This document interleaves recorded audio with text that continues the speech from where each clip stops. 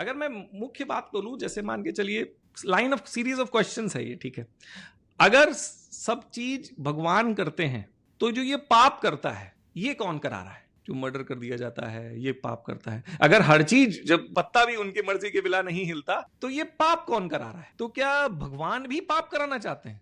तो इसका थोड़ा सा ऊपर वाला जो जवाब दिया गया, नहीं नहीं, एक शैतान होता है, एक असुर होता है, एक डेविल होता है जो गलत काम कराता है। हम लोगों ने ये जवाब किया कि भैया डेविल है, असुर है जो गलत काम करा रहा है। तो अब सेकेंड लाइन ऑफ क्वेश्चन आया कि क्या भगवान और असुर या डेविल में ईश्वर की इच्छा को क्या ओवर पावर कर सकता है डेविल? ठीक है, तो कहते हैं हाँ भाई, अगर गलत काम करवा सकता है तो ऑब्वियसली ओवर पावर कर सकता है। फिर नेक्स्ट लाइन ऑफ क्वेश्चन आया, अगर असुर और डेविल में इतनी शक्ति है तो फिर डेविल को क्यों ना पूछ लिया जाए?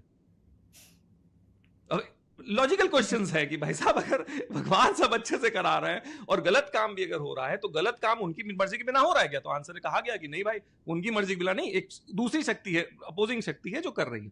तो फिर अगर वो इतनी पावरफुल है तो why I am not worshipping the higher power?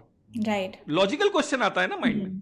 तो ये जब क्वेश्चन, लाइन ऑफ क्वेश्चंस पूछे गए श्री कृष्ण जी से, तो उन्होंने इतना साइंटिफिक अप्रोच दिया, इतना साइंटिफिक जवाब दिया। उन्होंने कहा कि भाई साहब, इस दुनिया में 3 टाइप की शक्तियां हैं। ओके, एक आगे बढ़ाने वाली, एक रोकने वाली, और एक इन दोनों में बैलेंस क्रिएट करने वाली। तो इसको उन्होंने नाम दिया रजस राजसिक शक्ति जो आगे बढ़ा रही है, एक तामसिक शक्ति जो रोक रही है, पीछे खींच रही है, और एक सात्विक शक्ति जो इन दोनों में बैलेंस क्रिएट कर रही है। ठीक है, एक गाड़ी सबसे तेज कौन सी चल सकती है? जिसका ब्रेकिंग सिस्टम सबसे ज्यादा स्ट्रांग हो, वही गाड़ी फास्टेस्ट कार हो सकती है, अदरवाइज नहीं हो सकती। आप समझ गए कॉन्सेप्ट?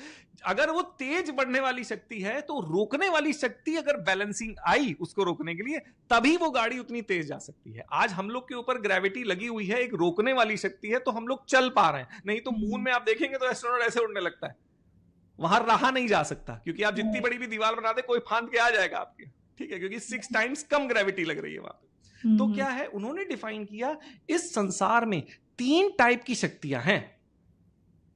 हम लोगों ने इसको स्टोरी फॉर्म में बहुत डाला। अब नहीं, सब लोग प्रयागराज गए, सब लोग संगम गए, तो संगम मालूम है 2 नदियां दिखती हैं जुड़ते हुए, तीसरी नहीं दिखती। सरस्वती जी कहा जाता है नहीं दिखती। तो जो तीसरी शक्ति है बैलेंसिंग पावर, वो नहीं दिखती। तो जो आपको दिखेगा, दिन और रात तो हो रही है, एक दिन हो गया, एक रात हो गई, दो एनर्जीज हैं। अब आप देखेंगे, आपने देखा होगा एग्जीबिशन टाइप का करते हैं रोड साइड में, आपने देखा होगा इंडिया में एक बड़े से डंडे लगा दिए जाते हैं, एक छोटी सी लड़की एक डंडा लेके उसको बैलेंस करते हुए चलती चली जाएगी। ठीक है, तो क्या है, वो डंडा क्यों लिए हुए? वो बैलेंस क्रिएट कर रही है। अगर इधर गिर रही है तो वो इधर डंडा कर देती, तो इधर चली जाती, इधर कर देती, इधर चली जाती। तो creating balance between the two is the art. Okay, creating the balance in between the two is the art. और जो व्यक्ति इन 2 शक्तियों पे बैलेंस क्रिएट कर देता है उसको साधु कहा जाता है। हम लोग एक नॉर्मल शब्द में बोल देते हैं साधु संत हैं, दोनों शब्दों में बहुत बड़ा वेरिएशन है। जो व्यक्ति 2 शक्तियां बैलेंस कर रहा है, राजसिक शक्ति और तामसिक शक्ति, उसको कहा जाता है साधु। वो साधे हुए है 2 शक्तियों को। और संत उसको कहा जाता है जो तीसरी शक्ति को भी बैलेंस कर लेता है।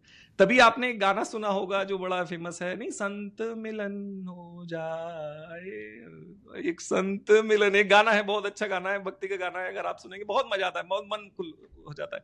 तो कहते हैं जब संत मिलन हो जाए तो समझ लेना हरि से मिलन होगा।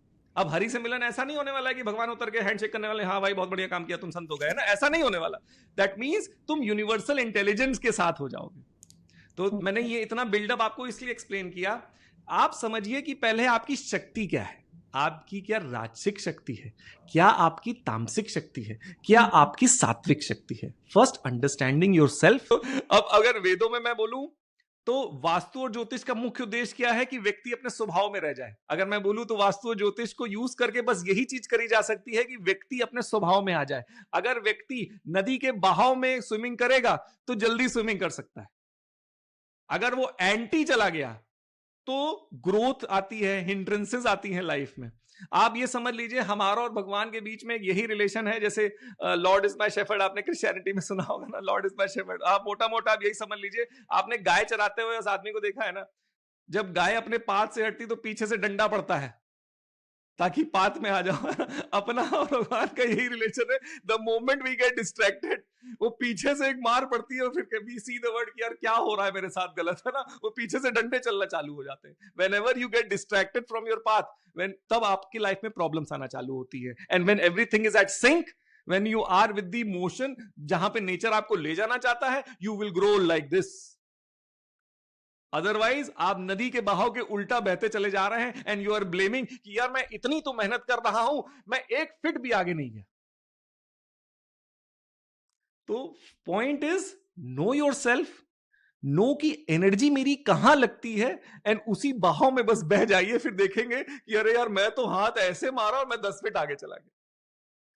तो वैदिक दृष्टिकोण ये चीज बताता है, ग्रोथ का ये फैक्टर बताता है कि भाई जानो और फिर वो काम करो जो तुमसे होता है। अगर मैं बोलूं मेरे अगर क्लाइंट कम होना चालू हो जाते हैं तो मैं कुछ नहीं करता, मैं बस एक बुक उठाता हूं, पढ़ना चालू कर देता हूं, अपने आप आ जाता है। क्योंकि नेचर देखता है कि अच्छा ये ज्ञान कर रहा है, इसको दे दो, क्योंकि ये एट सिंक हो गया।